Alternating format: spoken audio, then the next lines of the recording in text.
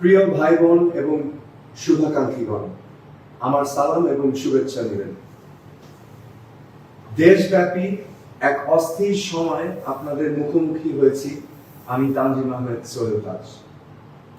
আপনারা জানেন, কোটা সংস্কার আন্দোলনের ন্যায্যতা নিয়ে দেশের ছাত্র জনতা যে আন্দোলন করেছে তাদের সাথে একাত্মতা ঘোষণা করে আমিও সোচ্চার ছিলাম। ছাত্র জনতার উপর যাতে আর গুলি না চলে এই আহ্বান আমারও ছিল। অন্যায় আর অন্যায্যতার বিপরীতে ছাত্র জনতার বিজয় অর্জিত হয়েছে। এই আন্দোলনে ছাত্রছাত্রী সহ আমরা অনেক নিরীহ প্রাণ হারিয়েছি। এখনো অনেক মানুষ চিকিৎসাধীন আছেন। কিন্তু বিজয় পরবর্তী দেশ জুড়ে নানান প্রতিহিংসামূলক কর্মকাণ্ড এবং সুযোগ সন্ধানীদের তাণ্ডব দেখে